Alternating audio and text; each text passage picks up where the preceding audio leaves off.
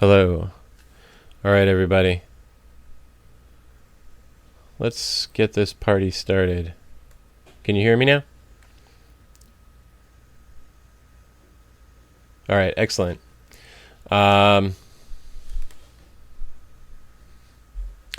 So today's path is actually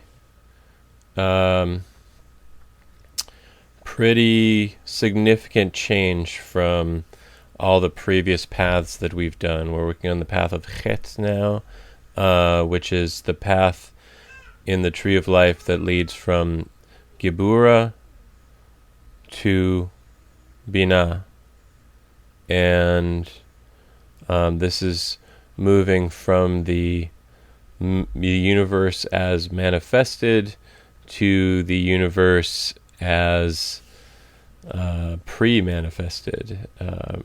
It is beyond really a sense of duality and beyond a sense of individuality at all, and it's obviously an area that, and for the rest of the recordings, we're moving into areas that are going to be more sort of possibilities for consciousness rather than probably where you will occupy consciousness. But this particular spot is basically equivalent to enlightenment in the Buddhist sense of extinguishing the personal self as a permanent concept. But before we get into that, let's talk for a little bit about the path of Cheth, the path of dealing with the shadow self and dealing with which is quite present in me right now because I'm getting that's better. So, everybody's experience with the path of Cheth, how was it?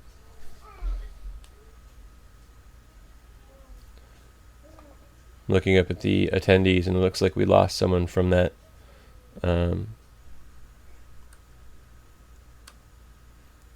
technical fiasco. Unfortunately, it looks like it's Rurik.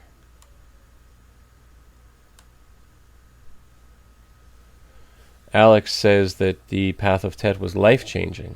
How so?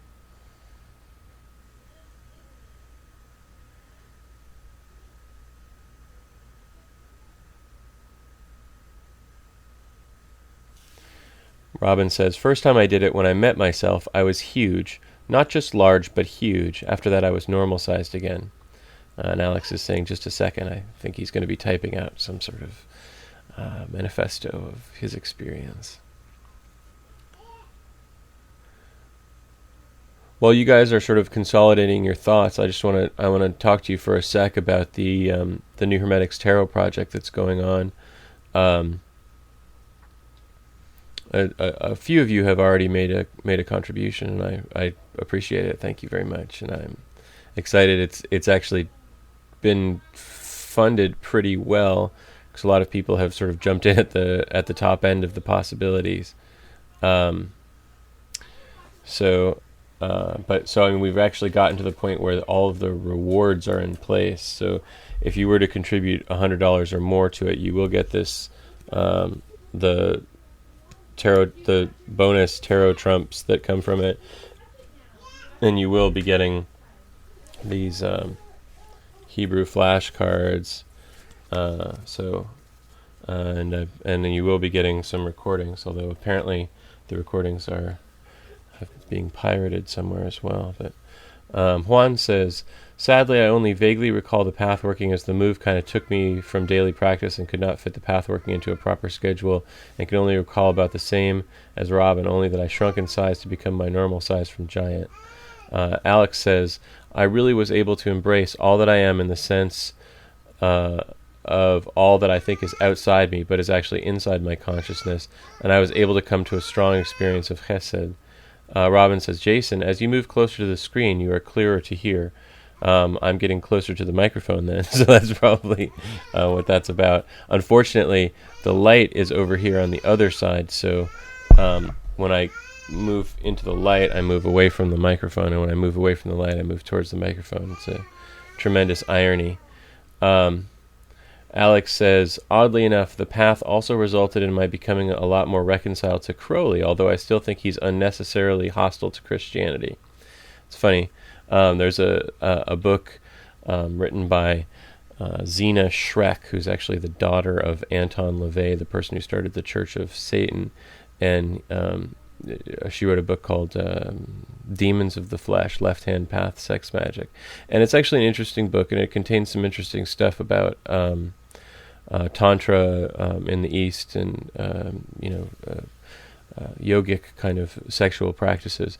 But she's very hostile toward Crowley, and my reaction toward that book was very similar to your reaction to to Crowley, which is that she was unnecessarily hostile towards Crowley throughout the book. I mean, very much so, to the point of being ridiculous.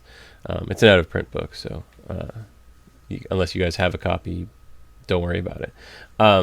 But so, yeah, I mean, the funny thing about Aleister Crowley is that he has a very nuanced relationship with Christianity.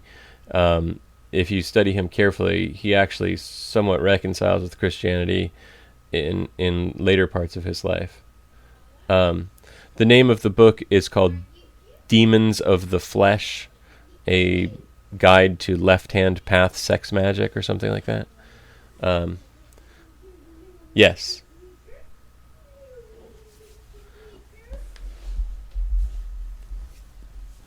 It's an out-of-print book, and it's actually quite expensive to find. I don't really recommend it that much. I mean, it's not. I don't unrecommend it. I just wouldn't spend the $200 or $300 that it would require to get a copy at this point.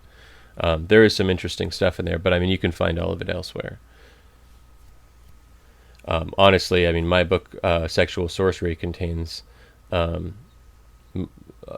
would say, a much more practical look at sexual magic than they have, and it is neither embracing Crowley nor insulting Crowley, and neither embracing nor insulting Christianity either. So all around it would be easier to consume, and it is in print.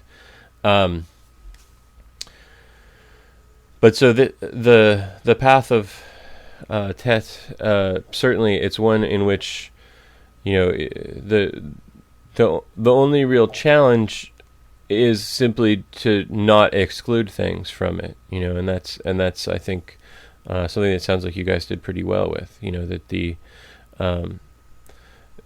there are things which we naturally would like to kind of say, well, that's not a part of me, that's something else, but ultimately it is a part of us if it's in our consciousness. So Alex says exactly, and by doing that, a whole new reality opened up. Yeah, excellent.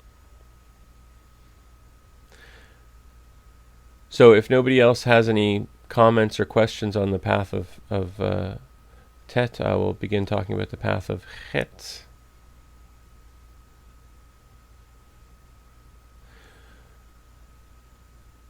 It's an interesting path, this next path that's coming up, in that it relates only in certain ways with the tarot archetype that is attached to it. Some of them relate much more so, or at least are more easy to relate. The energy, the astrological energy that's associated with it is the astrological sign Cancer, and the tarot card is the Chariot. Now, it's really the beginning of the crossing the abyss sequence within Western occultism, and some people say that this is actually not something that can be done while we're incarnated. In fact, quite a lot of the Golden Dawn community is fairly certain of this, and yet, as I said, it's quite equivalent in most ways with Buddhist enlightenment, in which we realize the sort of nature of existence. It has nothing to do with a personal self. It's just simply unfolding experience that's going on.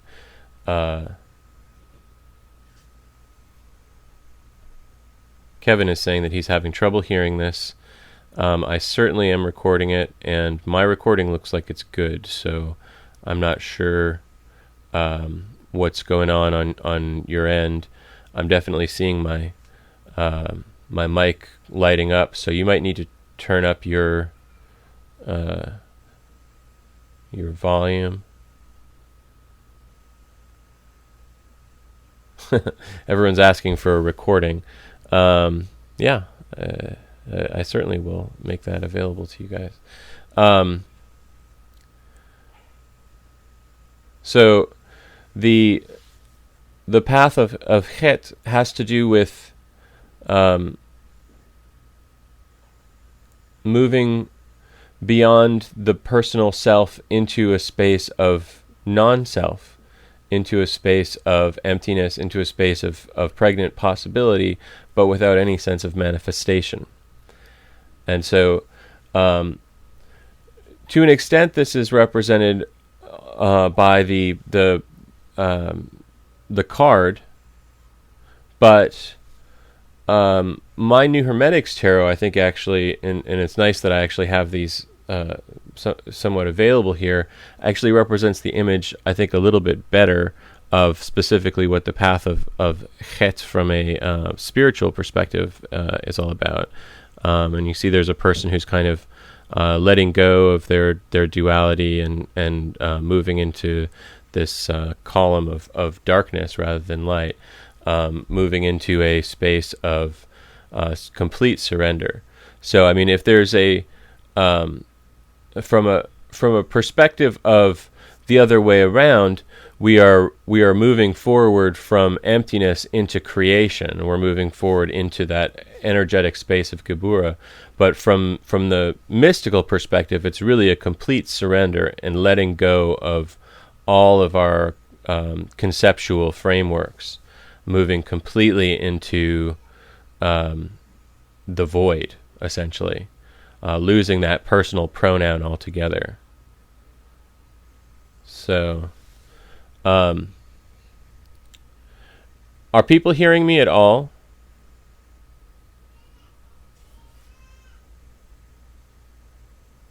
Okay. Good. So, I mean, this path and the paths that we're moving toward for the rest of this course are really becoming more and more simple and more just simply about you opening up to the divine and allowing the divine to flow,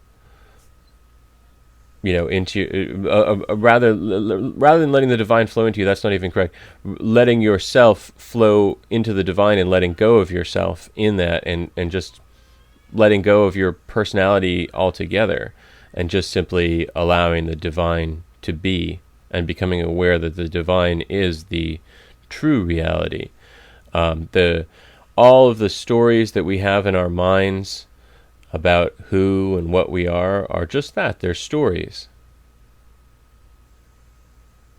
Alex says, the inability to hear me seems like a metaphor about having to open up to the divine. Well, perhaps. The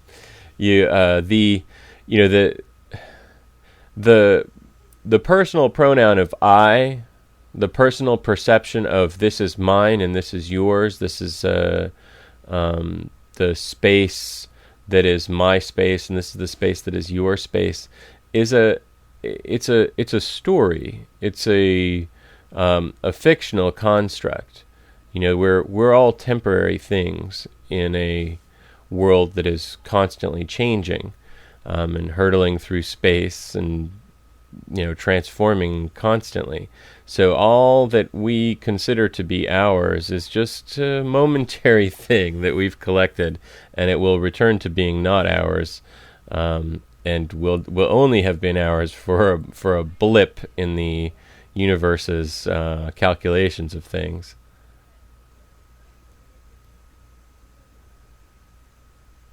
Brendine says, I'm experiencing the increased power and the self, wanting to release it, not always in kindness. The my desire is crossed. My desires are trying to rule through it, versus love, kindliness, struggling with that in the last while. I'm not entirely sure what those sentences are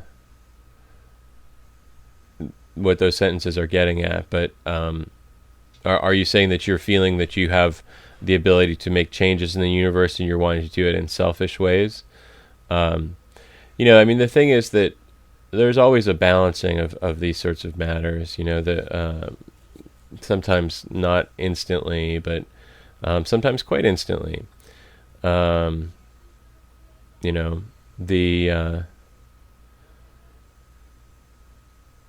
sense that we have power over things is really it's a limited truth.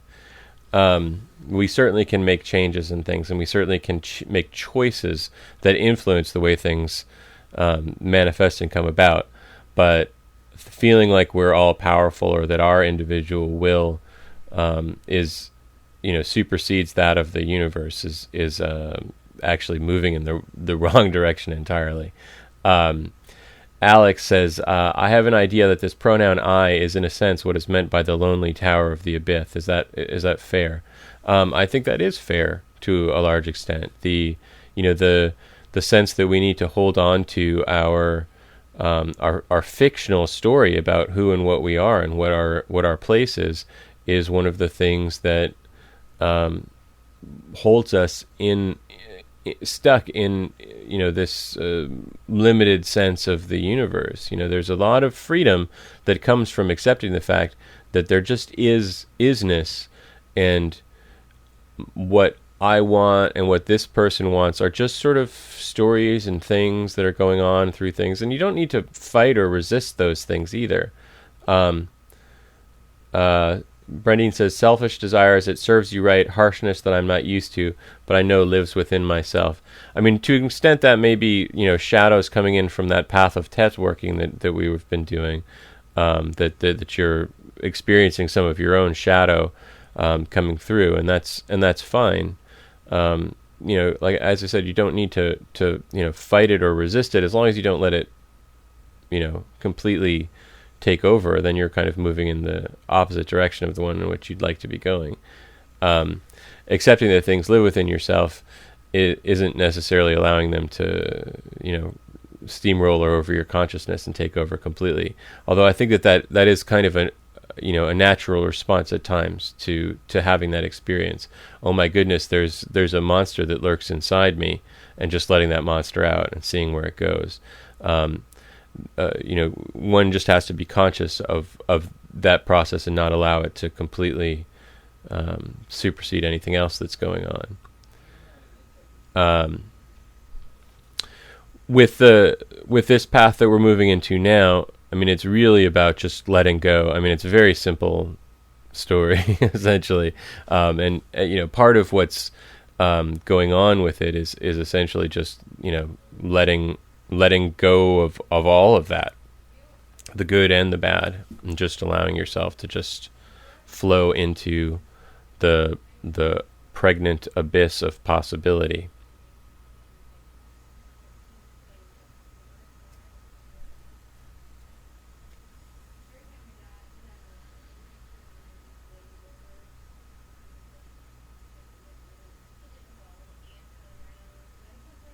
I'm waiting to see if any of you have any questions.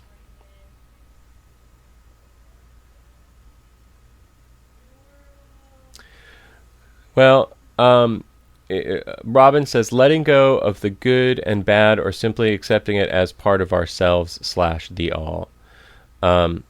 This idea of there being parts and divisions is really what you're letting go of at this point. The idea, it's not so much the good and the bad. We've already kind of been through that. Just letting go of this idea that there is a you and there is a universe, and that those are two different things. The Robin is essentially a fictional construct, a temporary fictional construct that the universe is utilizing to look through your eyes at itself. Brendine says, letting go. Does the energy direct itself? At times I feel it does. Other times it follows my thoughts, and I have to really control them. Again, Brendine, these are things that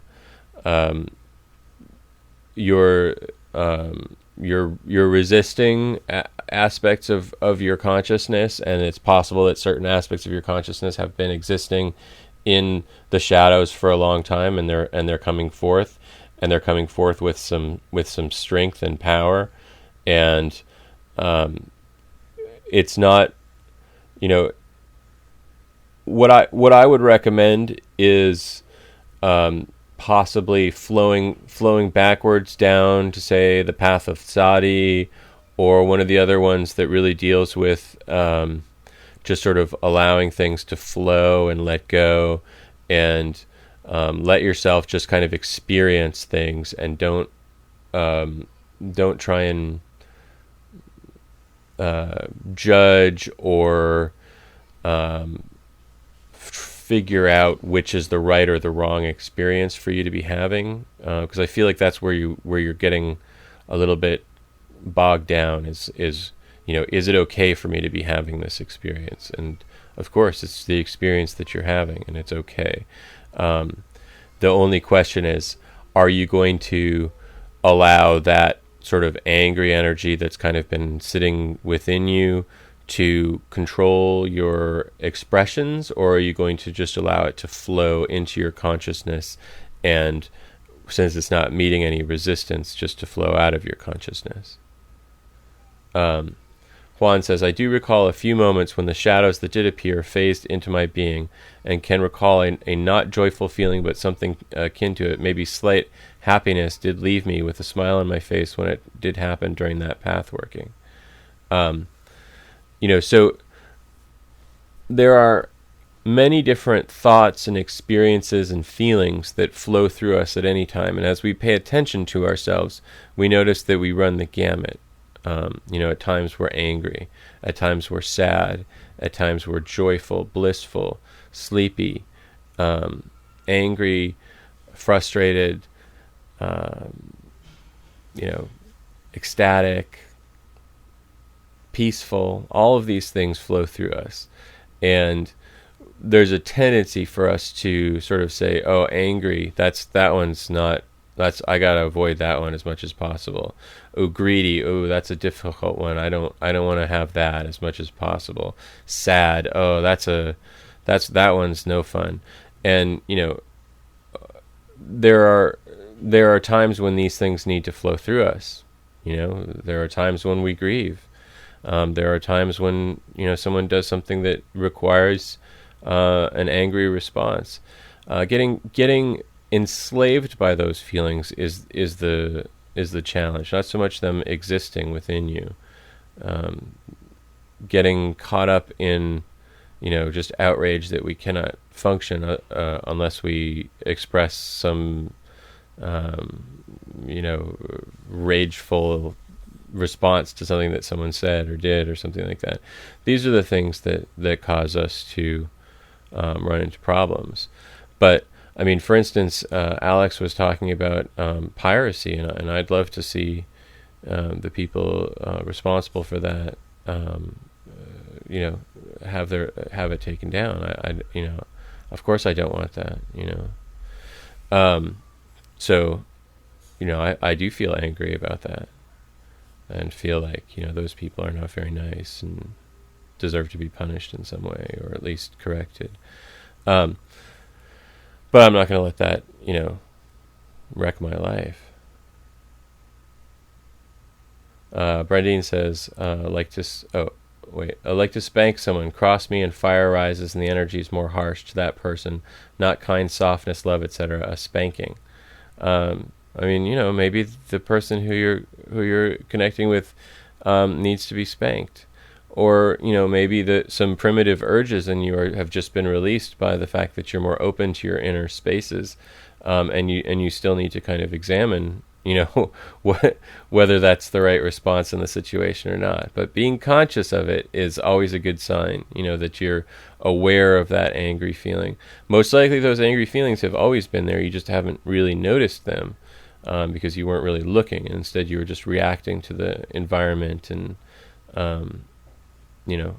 acting out at those times when the emotion overtook you, and not paying attention to it. So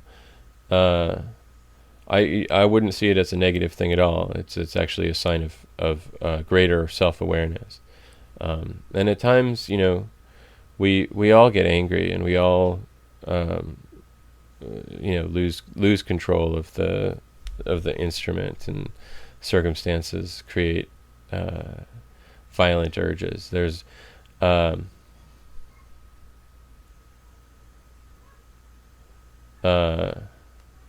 Brandine says, it is nice to correct a person with energy and they feel it, not words spoken to correct the actions. Okay, yeah, cool.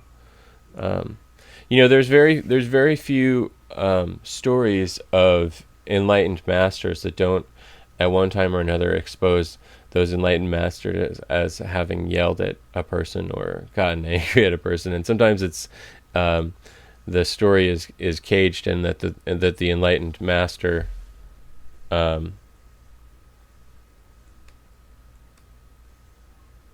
you guys still getting me? Because I got a message saying that my network was slow. Are you guys still hearing me?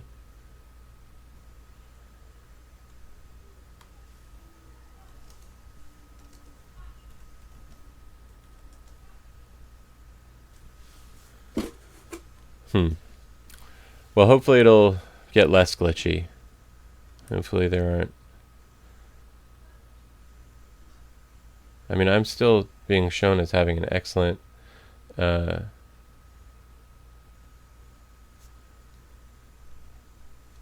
things back to normal now, or are we still getting glitchy? Okay, excellent. It may be that the enlightened masters are not wanting me to share this piece of information. I was saying that there are very few stories about enlightened masters in which one does not hear of them becoming rageful at times, and sometimes the story is told that ragefulness was just to help the aspirant when they needed it, but reality seems to indicate a more down to earth thing, which is simply that a human being presented with stimulation sometimes gets angry just because that's the way things are, and to think that that's not allowed is to just create absurd fantasies of what being enlightened would be. So the only person who I don't think that there are any stories of him becoming angry are the Buddha, and in a way this particular path relates to that, which is that you don't, there's just a surrender of everything to possibility rather than any agenda at all. One is just sort of allowing things to flow into that pregnant matrix of possibility. And you might think that this is the end of the journey to an extent, or at least we've reached complete annihilation, but you'll see as we continue forward that there is actually considerably more areas of consciousness beyond this as well. So in a way, this particular path is really it's a bus station in consciousness. It's not an end point, but it's one in which to just really let go into the matrix, so to speak. Robin says, surrender everything to possibility. Interesting. Yeah, I mean, it's an interesting space. Oh gosh, something weird just went on. Did someone type something in here? Looks like. Did Brandine, did you just fall asleep on your keyboard? Because there's like a bunch of zeros coming from you.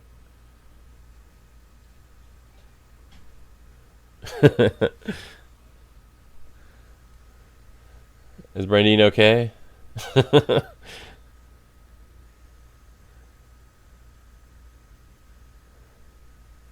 If we're gonna have binary communication, I need zeros and ones, or I can't follow it.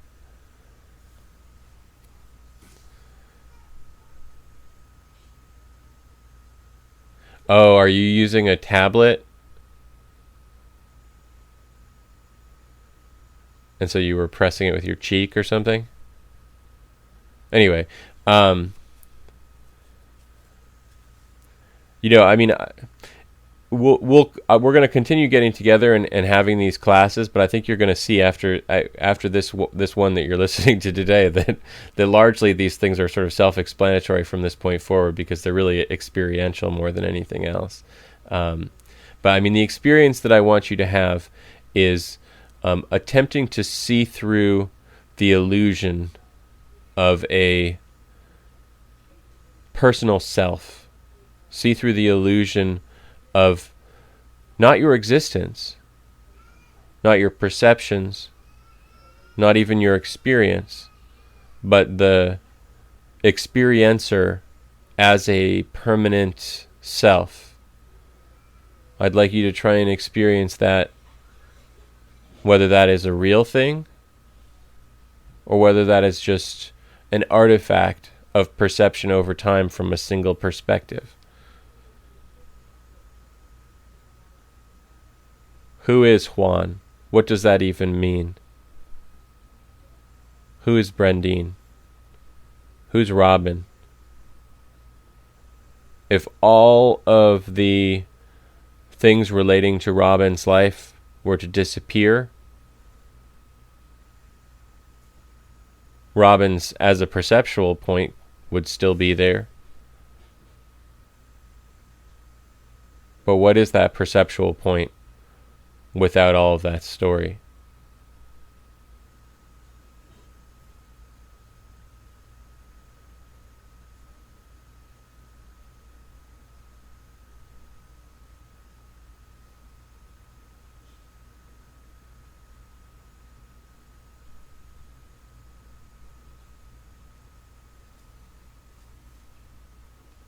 So that's what this path is about.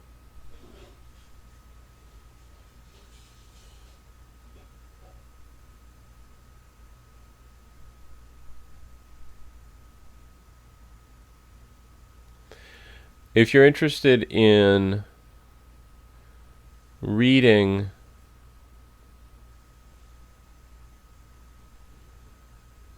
Juan just wrote and said that his sound keeps dropping in and out and he missed the last statement. He wants me to repeat it, but I don't know what that last statement would be that you missed. So it's hard for me to repeat. I don't know which part you didn't hear. I'll see if I can prioritize getting this recording ready for you guys. Actually, why don't you guys all send me an email, and I'll see, and I'll make sure that I get I'll do like we send it to you guys or something. So in essence, what is yourself? What is it? Is it permanent?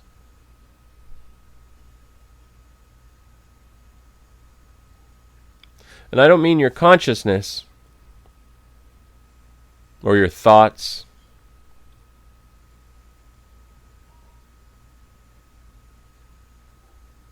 I mean yourself. Is it in your hand or your foot? Is it in your brain?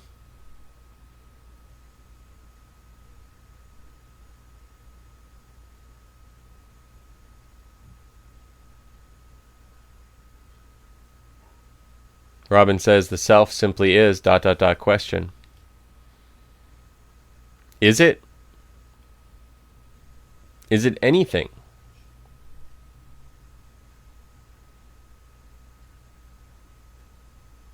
If you changed the story, would it be any more or less true? Robin, the enlightened master? Robin, who grew up on a duck farm?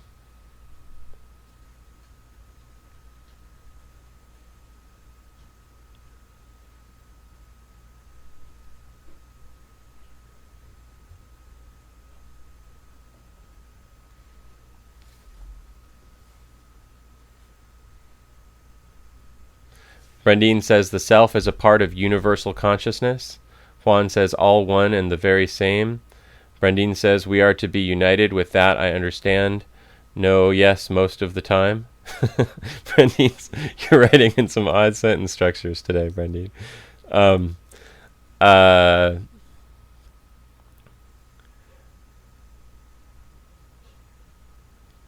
So there's consciousness,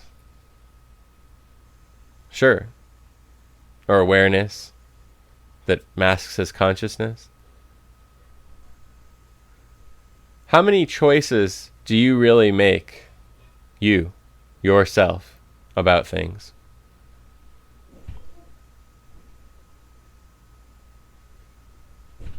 Juan says just a slight change in consciousness at fundamental levels, allowing for growth and evolution.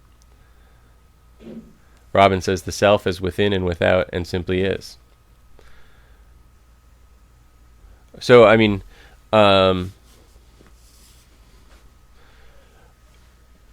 does that mean, Robin?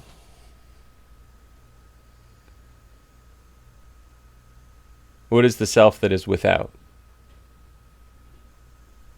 And what is the self that is within?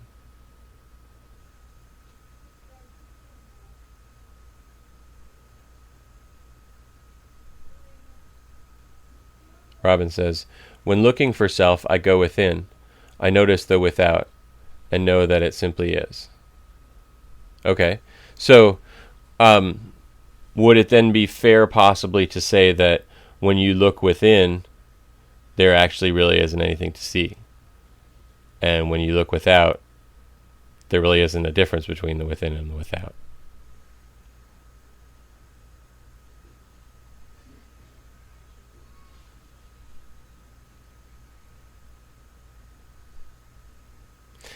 So these are the thoughts that I want to leave you with for today. This is what I want you to work on. Now, this is stuff that is no, it's not complex. That's not the right word. This is stuff that's challenging to enter into, and yet it's fairly simple at the same time. Brandine says the self is ego consciousness versus universal consciousness. I would say that's fairly right on. Robin says challenging is a good word. As humans, we look for a way to explain. Yeah. And so in seeking those explanations for our experience, we construct a lot of stories for ourselves, and frankly, stories are constructed for us. You know, I'm creating stories for you, and the world creates stories for you. It's all a bunch of stories and games, you know, that we play with ourselves and with the universe.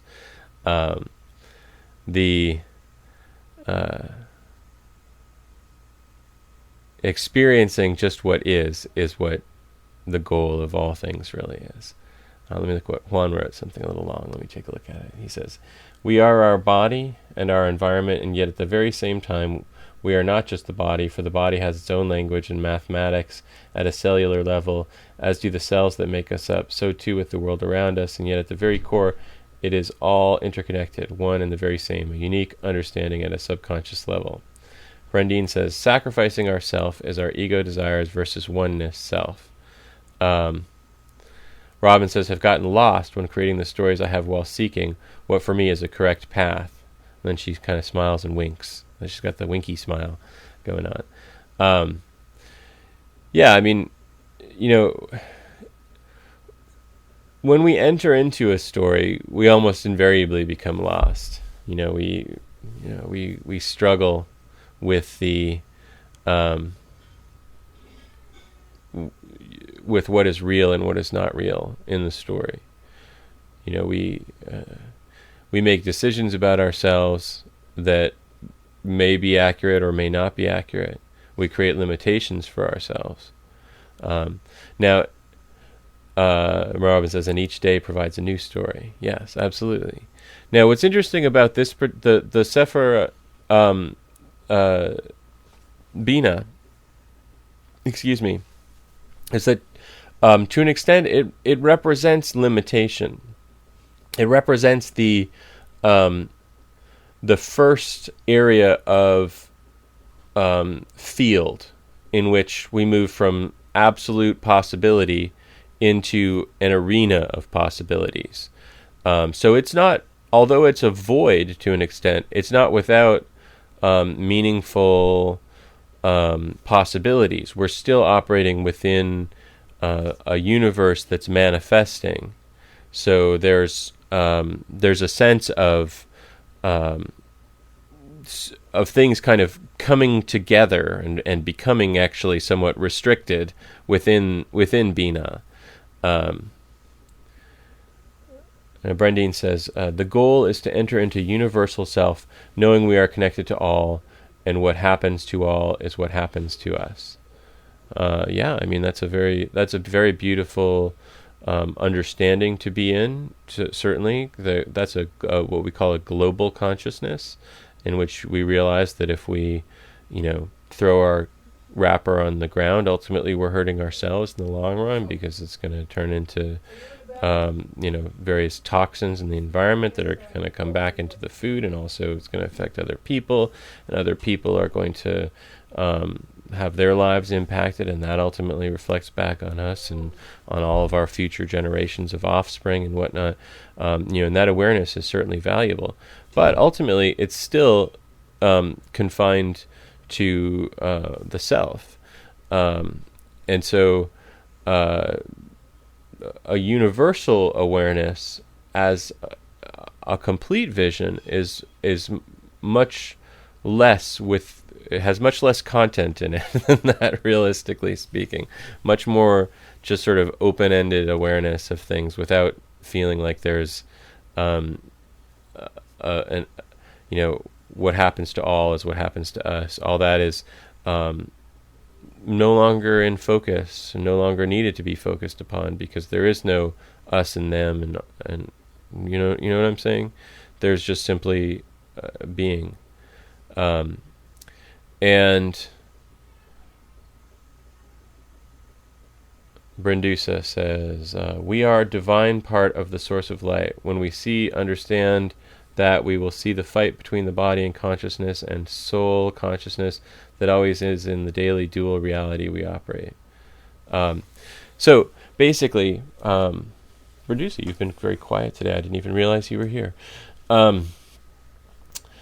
Basically, I just want you to explore this path this week. I think I may be able to have one next week. I'm pretty sure I can, in which case I will. But basically, this is a path of surrender, a path of giving all. The New Hermetics tarot card, at the bottom of the cards, it has a little statement about the different paths, and then this one is called "Giving All for Wisdom." And so I think that's very appropriate, but it's a different kind of wisdom than one might expect. It's a wisdom of complete surrender. So if no one has any other questions, I think since we've gone a bit further than what we were planning to do anyway, I'm going to call it a day. And I don't honestly know what technologically was going wrong and what went right. It was quite strange. But it's always a pleasure to see you guys, and I hope that you will participate in the New Hermetics campaign. And thank you to those of you who have already done so. Any quick questions before we go?